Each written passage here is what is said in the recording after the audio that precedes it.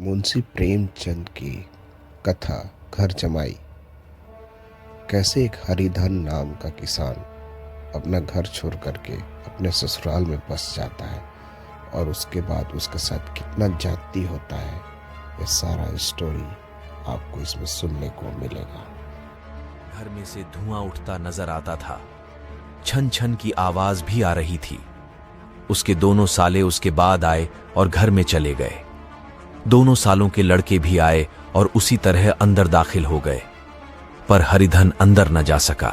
इधर 1 महीने से उसके साथ यहां जो बर्ताव हो रहा था और विशेषकर कल उसे जैसी फटकार सुननी पड़ी थी, वह उसके पांव में बेड़ियां सी डाले हुए था। कल उसकी सास ही ने तो कहा था, मेरा दी तुमसे भर गया, मैं तुम्हारी जिंदगी का ठेका लिए बैठी हूं क्या। और सबसे बढ़कर अपनी स्त्री की निष्ठुरता ने उसके हृदय के टुकड़े कर दिए थे। वह बैठी यह फटकार सुनती रही, पर एक बार भी तो उसके मुंह से ना निकला, अम्मा तुम क्यों इनका अपमान कर रही हो। बैठी गट-गट सुनती रही, शायद मेरी दुर्गति पर खुश हो रही थी। इस घर में वह कैसे जाए, क्या फिर वही गालियां खाने, वही फटकार सुनने के लिए। और आज इस घर में जीवन के 10 साल गुजर जाने पर यह हाल हो रहा है। मैं किसी से कम काम नहीं कहता हूं। दोनों साले मीठी नींद सोते रहते हैं और मैं बैलों को सानी पानी देता हूं, छांटी काटता हूं। वहां सब लोग पल पल पर चिलम पीते हैं। मैं आंखें बंद किए अपने काम में लगा रहता हूं। संध्या समय पर घर वाले गाने बजाने चले जाते हैं। मैं घड़ी रात तक गायें भैंसे दुहता हूं। उसका यह पुरस्कार मिल रहा है कि कोई खाने को भी नहीं पूछता। उलटे और गालियां मिलती हैं। उसकी स्त्री घर से डोल लेकर निकली और बोली, जरा इसे कुएं से खींच लो, एक बूंद पानी नहीं है। हरिधन ने डोल लिया और कुएं से पानी भर लाया। उसे जोर से भूख लगी हुई था, समझा अब खाने को बुलाने आएगी, मगर स्त्री डोल लेकर अंदर गई तो वहीं की हो रही। हरिधन थका मादा क्षुधा से व्याकुल पड़ा सो रहा। सहसा उसकी स्त्री गुमानी ने आकर उसे जगाया। हरिधन ने पड़े पड़े ही कहा, क्या है, क्या पड़ा भी न रहने देगी या और पानी चाहिए। गुमानी कटु स्वर में बोली, गुर्राते क्यों हो, खाने को बुलाने आई हूं। हरिधन ने देखा उसके दोनों साले और बड़े साले के दोनों लड़के भोजन किए चले जा रहे हैं। उसकी देह में आग लग गई। मेरी अब यह नौबत पहुंच गई कि इन लोगों के साथ बैठकर खा भी नहीं सकता। मैं इनकी झूठी थाली चाटने वाला हूं। मैं इनका कुत्ता हूं, जिसे खाने के बाद टुकड़ा रोटी डाल दी जाती है। यही घर है जहां आज से 10 साल पहले उसका कितना आदर सत्कार होता था। साले गुलाम बने रहते थे, सास मुंह जोहती रहती थी, स्त्री पूजा करती थी। तब उसके पास रुपए थे, जायदाद थी। अब वह दरिद्र है। उसकी सारी जायदाद को इन्हीं लोगों ने कूड़ा कर दिया। अब रोटियों के भी लाले हैं। उसके जी में एक ज्वाला सी उठी कि इसी वक्त अंदर जाकर सास को और साली को भिगो भिगो कर लगाए, पर जब्त करके रह गया। पड़े पड़े बोला, मुझे भूख नहीं है, आज न खाऊंगा। गुमानी ने कहा, न खाओगे मेरी बला से। हाँ नहीं तो खाओगे, तुम्हारे ही पेट में जाएगा, कुछ मेरे पेट में थोड़े ही जाएगा। हरिधन का क्रोध आंसू बन गया। ये मेरी स्त्री है, जिसके लिए मैंने अपना सर्वस्व मिट्टी में मिला दिया। मुझे उल्लू बनाकर ये सब मुझे अब निकाल देना चाहते हैं। वह अब कहां जाए, क्या करे। उसकी सास आकर बोली, चलकर खा क्यों नहीं लेते जी, रूठते किस पर हो। यहां तुम्हारे नखरे सहने का किसी में बूता नहीं है। जो देते हैं वह मत देना, और क्या करोगे। तुमसे बेटी ब्याही है, कुछ तुम्हारी जिंदगी का ठेका नहीं लिया है। हरिधन ने मर्माहत होकर कहा, हां अम्मा, मेरी भूल थी कि मैं यही समझ रहा था। अब मेरे पास क्या है कि तुम मेरी जिंदगी का ठेका लोगी। जब मेरे पास धन भी था तब सब कुछ आता था, अब दरिद्र हूं, तुम क्यों बात पूछोगी। बूढ़ी सास भी मुंह फुलाकर भीतर चली गई। बच्चों के लिए बाप एक फालतू सी चीज, एक विलास की वस्तु है, जैसे घोड़े के लिए चने या बाबुओं के लिए मोहन भोग। मोहन भोग उम्र भर न मिले तो किसका नुकसान है, मगर एक दिन रोटी दाल के दर्शन न हो तो फिर देखिए क्या हाल होता है। पिता के दर्शन कभी कभी शाम सवेरे हो जाते हैं। वह बच्चे को उछालता है, दुलारता है, कभी गोद में लेकर या उंगली पकड़कर सैर कराने ले जाता है, और बस यही उसके कर्तव्य की इति है। वह परदेश चला जाए, बच्चे को परवाह नहीं होती, लेकिन मां तो बच्चे का सर्वस्व है। बालक 1 मिनट के लिए भी उसका वियोग नहीं सह सकता। पिता कोई हो, उसे परवाह नहीं, केवल एक उछालने कुदाने वाला आदमी होना चाहिए, लेकिन माता तो अपनी होनी चाहिए, 16 आने अपनी, वही रूप, वही रंग, वही प्यार, वही सब कुछ। वह अगर नहीं है तो बालक के जीवन का स्रोत मानो सूख जाता है। फिर वह शिव का नंदी है, पर फूल या जल चढ़ाना लाजमी नहीं, अख्तियारी है। हरिधन की माता का आज 10 साल हुए, देहांत हो गया था। उस वक्त उसका विवाह हो चुका था। वह 16 साल का कुमार था, पर मां के मरते ही उसे मालूम हुआ कि मैं कितना निस्सहाय हूं, जैसे उस घर पर उसका अधिकार ही न रहा हो। बहनों के विवाह हो चुके थे, भाई कोई दूसरा न था। बेचारा अकेले घर में जाते भी डरता था। मां के लिए रोता था, पर मां की परछाई से डरता था। जिस कोठरी में उसमें देह त्याग किया था, उधर आंखें तक न उठाता। घर में एक बुआ थी, वह हरिधन को बहुत दुलार करती। हरिधन को अब दूध ज्यादा मिलता, काम भी कम करना पड़ता। बुआ बार बार पूछती, बेटा कुछ खाओगे? बाप भी अब उसे ज्यादा प्यार करते। उसके लिए अलग एक गाय मंगवा दी। कभी कभी उसे कुछ पैसे देते कि जैसे चाहे खर्च करे, पर इन मरहमों से वह घाव न पूरा होता था जिसने उसकी आत्मा को आहत कर दिया था। वह दुलार और प्यार बार बार मां की याद दिलाता। मां की घुड़कियों में जो मजा था, वह क्या इस दुलार में था? मां से मांग कर, लड़कर, ठुनक कर, रूठ कर लेने में जो आनंद था, वह क्या भिक्षादान में था? पहले वह स्वस्थ था, मांग मांग कर खाता था, लड़ लड़ कर खाता। अब वह बीमार था, अच्छे से अच्छे पदार्थ उसे दिए जाते थे, पर भूख न थी। साल भर तक वह इसी दशा में रहा। फिर दुनिया बदल गई। एक नई स्त्री, जिसे लोग उसकी माता कहते थे, उसके घर में आई और देखते देखते एक काली घटा की तरह उसके संकुचित भूमंडल पर छा गई। सारी हरियाली, सारे प्रकाश पर अंधकार का पर्दा पड़ गया। हरिधन ने इस नकली मां से बात तक न की, कभी उसके पास न गया तक नहीं। एक दिन घर से निकला और ससुराल चला आया। बाप ने बार बार बुलाया, पर उसके जीते जी वह फिर उस घर में न गया। जिस दिन उसके पिता के देहांत की सूचना मिली, उसे एक प्रकार का ईर्ष्यामय हर्ष हुआ। उसकी आंखों में आंसू की एक बूंद भी न आई। इस नए संसार में आकर हरिधन को एक बार फिर मातृ स्नेह का आनंद मिला। उसकी सांस ने आर्षि वरदान की भांति उसके शून्य जीवन को विभूतियों से परिपूर्ण कर दिया। मरुभूमि में हरियाली उत्पन्न हो गई। सालियों की चुहल में, सास के स्नेह में, सालों के वाक विलास में और स्त्री के प्रेम में उसके जीवन की सारी आकांक्षाएं पूरी हो गईं। सास कहती, बेटा तुम इस घर को अपना ही समझो, तुम ही मेरी आंखों के तारे हो। वह उससे अपने लड़कों की, बहुओं की शिकायत करती। वह दिल में समझता था, सासजी मुझे अपने बेटों से भी ज्यादा चाहती हैं। बाप के मरते ही वह घर गया और अपने हिस्से की जायदाद को कूड़ा करके रुपयों की थैली लिए फिर आ गया। अब उसका दूना आदर सत्कार होने लगा। उसने अपनी सारी संपत्ति सास के चरणों पर अर्पण करके अपने जीवन को सार्थक कर दिया। अब तक उसे कभी कभी घर की याद आ जाती थी, अब भूलकर भी उसकी याद न आती, मानो वह उसके जीवन का कोई भीषण कांड था जिसे भूल जाना ही उसके लिए अच्छा था। वह सबसे पहले उठता, सबसे ज्यादा काम करता। उसका मनोयोग, उसका परिश्रम देखकर गांव के लोग दांतों उंगली दबाते थे। उसके ससुर का भाग्य बखारते, जिसे ऐसा दामाद मिल गया। लेकिन ज्यों ज्यों दिन गुजरते गए, उसका मान सम्मान घटता गया। पहले देवता था, फिर घर का आदमी, अंत में घर का दास हो गया। रोटियों में भी बाधा पड़ गई, अपमान होने लगा। अगर घर के लोग भूखों मरते और साथ ही उसे भी मरना पड़ता तो उसे जरा भी शिकायत न होती। लेकिन जब वह देखता और लोग मूंछों पर ताव दे रहे हैं, केवल मैं ही दूध की मक्खी बना दिया गया हूं, तो उसके अंतस्तल से एक लंबी ठंडी आह निकल जाती। अभी उसकी उम्र कुछ 25 साल की तो थी। इतनी उम्र इस घर में कैसे गुजरेगी? और तो और उसकी स्त्री ने भी आंखें फेर लीं।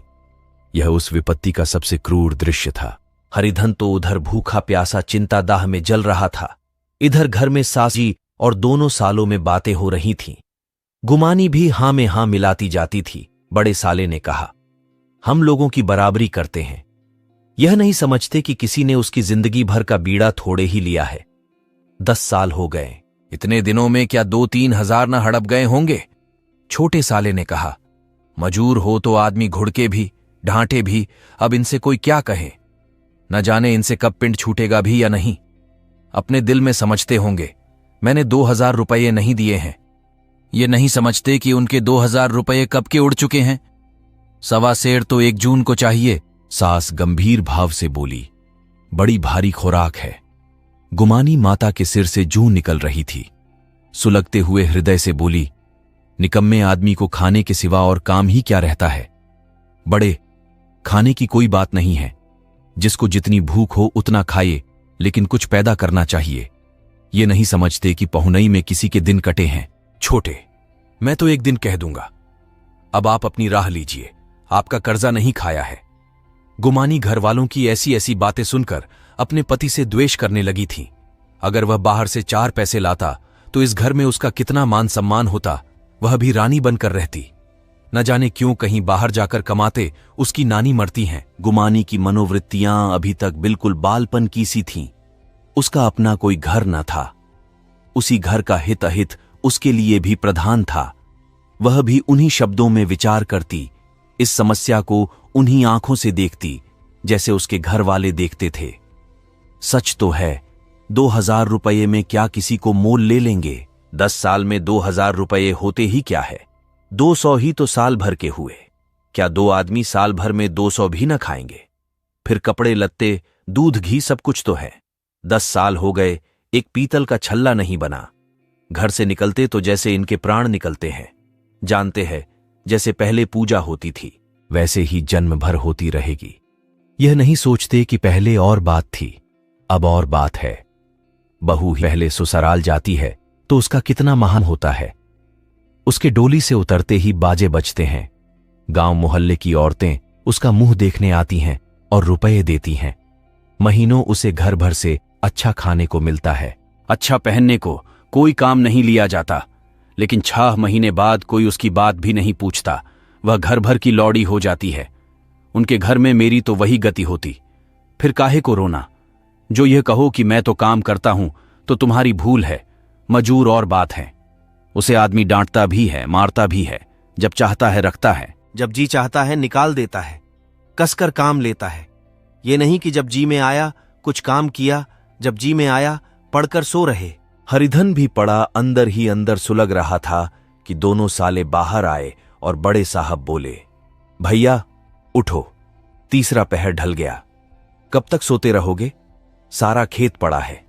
हरिधन छट से उठ बैठा और तीव्र स्वर में बोला, क्या तुम लोगों में मुझे उल्लू समझ लिया है? दोनों साले हक्का बक्का हो गए। जिस आदमी ने कभी जबान नहीं खोली, हमेशा गुलामों की तरह हाथ बांधे हाजिर रहा, वह आज एकाएक इतना आत्माभिमानी हो गया, यह उनको चौंका देने के लिए काफी था। कुछ जवाब न सूझा। हरिधन ने देखा इन दोनों के कदम उखड़ गए हैं तो एक धक्का और देने की प्रबल इच्छा को न रोक सका। उसी ढंग से बोला, मेरी भी आंखें हैं, अंधा नहीं हूं न बहरा ही हूं। छाती फाड़कर काम करूं और उस पर भी कुत्ता समझा जाऊं, ऐसे गद्दे कहीं और होंगे। अब बड़े साले भी गरम पड़े। तुम्हें किसी ने यहां बांध तो नहीं रखा है? अब की हरिधन लाजवाब हुआ। कोई बात न सूझी। बड़े ने फिर उसी ढंग से कहा, अगर तुम यह चाहो कि जन्म भर पाहुने बने रहो और तुम्हारा वैसा ही आदर सत्कार होता रहेस तो हमारे बस की बात नहीं है। हरिधन ने आंखें निकालकर कहा, क्या मैं तुम लोगों से कम काम करता हूं? बड़े, ये कौन कहता है?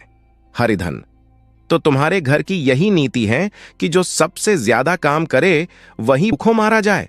बड़े, तुम खुद खाने नहीं गए, क्या कोई तुम्हारे मुंह में कौर डाल देता? हरिधन ने होंठ चबाकर कहा, मैं खुद खाने नहीं गया, कहते तुम्हें लाज नहीं आती। नहीं आई थी बहन तुम्हें बुलाने? हरिधन की आंखों में खून उतर गया, दांत पीस कर रह गया।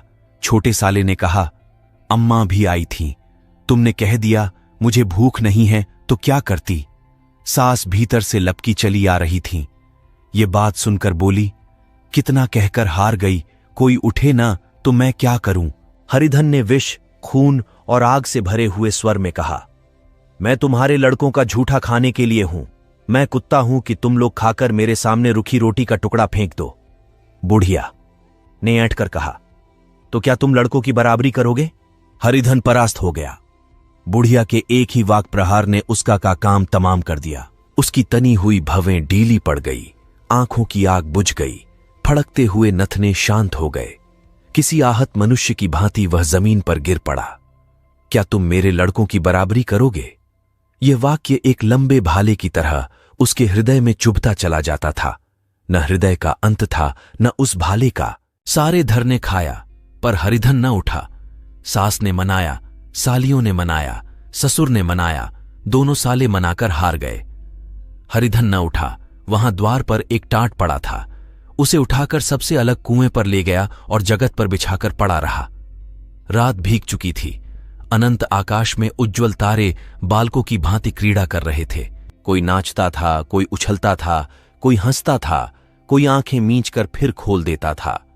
रह रहकर कोई साहसी बालक सपाटा भरकर एक पल में उस विस्तृत क्षेत्र को पार कर लेता था और न जाने कहां छा जाता था। हरिधन को अपना बचपन याद आया, जब वह भी इसी तरह क्रीड़ा करता था। उसकी बाल स्मृतियां उन्हीं चमकीले तारों की भांति प्रज्वलित हो गईं। वह अपना छोटा सा घर, वह आम का बाग जहां वह केरियां चुना करता था, वह मैदान जहां कबड्डी खेला करता था, सब उसका याद आने लगे। फिर अपनी स्नेहमयी माता की सदैव मूर्ति उसके सामने खड़ी हो गई। उन आंखों में कितनी करुणा थी, कितनी दया थी। उसे ऐसा जान पड़ा मानो माता की आंखों में आंसू भरे उसे छाती से लगा लेने के लिए हाथ फैलाए उसकी ओर चली आ रही है। वह उस मधुर भावना में अपने को भूल गया। ऐसा जान पड़ा मानो माता ने उसे छाती से लगा लिया है और उसके सिर पर हाथ फेर रही हैं। वह रोने लगा, फूट फूट कर रोने लगा। उसी आत्मसम्मोहित दशा में उसके मुंह से यह शब्द निकले, अम्मा, तुमने मुझे इतना भुला दिया। देखो तुम्हारे प्यारे लाल की क्या दशा हो रही है। कोई उस पानी को भी नहीं पूछता। क्या जहां तुम हो वहां मेरे लिए जगह नहीं है? सहसा गुमानी ने आकर पुकारा, क्या सो गए तुम? ऐसी भी क्या राक्षसी नींद? चलकर खा क्यों नहीं लेते? कब तक कोई तुम्हारे लिए बैठा रहे? हरिधन उस कल्पना जगत से क्रूर प्रत्यक्ष में आ गया। वही कुएं की जगत थी, वही फटा हुआ टाट, और गुमानी सामने खड़ी कह रही थी, कब तक कोई तुम्हारे लिए बैठा रहे? हरिधन उठ बैठा और मानो तलवार म्यान से निकालकर बोला, भला तुम्हें मेरी सुध तो आई। मैंने कह तो दिया था मुझे भूख नहीं है। गुमानी, तो कितने दिन तक न खाओगे? अब इस घर का पानी भी न पीऊंगा। तुझे मेरे साथ चलना है या नहीं? दृढ़ संकल्प से भरे हुए इन शब्दों को सुनकर गुमानी सहम उठी। बोली, कहां जा रहे हो? हरिधन ने मानो नशे में कहा, तुझे इससे क्या मतलब? मेरे साथ चलेगी या नहीं? फिर पीछे से न कहना, मुझसे कहा नहीं। गुमानी आपत्ति के भाव से बोली, तुम बताते क्यों नहीं? कहां जा रहे हो? तू मेरे साथ चलेगी या नहीं? जब तक बता ना दोगे मैं न जाऊंगी। तो मालूम हो गया तू नहीं जाना चाहती। मुझे इतना ही पूछना था, नहीं तो अब तक मैं आधी दूर निकल गया होता। यह कहकर उठा और अपने घर की ओर चला। गुमानी पुकारती रही, सुन लो, सुन लो, पर उसने फिरकर भी ना देखा। 30 मील की मंजिल हरिधन ने 5 घंटों में तय की। जब वह अपने गांव की अमराइयों के सामने पहुंचा तो उसकी मातृभावना ऊषा की सुनहरी गोद में खेल रही थी। उन वृक्षों को देखकर उसका विह्वल हृदय नाचने लगा। मंदिर का सुनहरा कलश देखकर वह इस तरह दौड़ा मानो एक छलांग में उसके ऊपर जा पहुंचेगा। वह वेग में दौड़ा जा रहा था, मानो उसकी माता गोद फैलाए उसे बुला रही हो। जब वह आमों के बाग में पहुंचा, जहां डालियों पर बैठकर वह हाथी की सवारी का आनंद पाता था, जहां के कच्चे बेरों और लिसोड़ों में एक स्वर्गीय स्वाद था, तो वह बैठ गया और भूमि पर सिर झुकाकर रोने लगा, मानो अपनी माता को अपनी विपत्ति कथा सुना रहा हो। वहां की वायु में, वहां के प्रकाश में मानो उसकी विराट रूपिणी माता व्याप्त हो रही थी। वहां की अंगुल अंगुल भूमि माता के पद चिन्हों से पवित्र थी। माता के स्नेह में डूबे हुए शब्द अभी तक मानो आकाश में गूंज रहे थे। इस वायु और इस आकाश में न जाने कौन सी संजीवनी थी, जिसने उसके शोकार्त हृदय को फिर बालोत्साह से भर दिया। वह एक पेड़ पर चढ़ गया और अधर से आम तोड़ तोड़कर खाने लगा। सास के वह कठोर शब्द, स्त्री का वह निष्ठुर आघात, वह सारा अपमान उसे भूल गया। उसके पांव फूल गए थे, तलवों में जलन हो रही थी। पर इस आनंद में उसे किसी बात का ध्यान न था। सहसा रखवाले ने पुकारा, वह कौन ऊपर चढ़ा है रे? उतर अभी, नहीं तो ऐसा पत्थर खींच कर मारूंगा कि वहीं ठंडे हो जाओगे। उसने कई गालियां भी दीं। इस फटकार और इन गालियों में इस समय हरिधन को अलौकिक आनंद मिल रहा था। वह डालियों में छिप गया, कई आम काट काट नीचे गिराए और जोर से ठट्ठा मारकर हंसा। ऐसी उल्लास से भरी हुई हंसी उसने बहुत दिन से न हंसी थी। रखवाले को यह हंसी परिचित मालूम हुई, मगर हरिधन यहां कहां? वह ससुराल की रोटियां तोड़ रहा है। कैसा हंसोड़ा था, कितना चिबिल्ला! न जाने बेचारे का क्या हाल हुआ।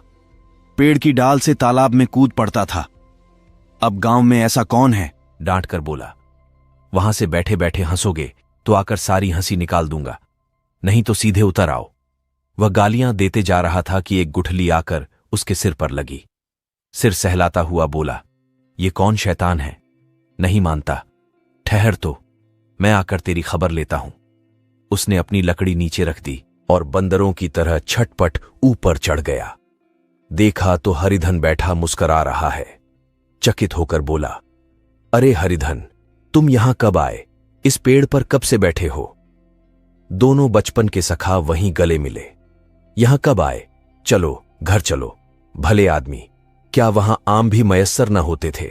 हरिधन ने मुस्कुराकर कहा, मंगरू, इन आमों में जो स्वाद है वह और कहीं के आमों में नहीं है।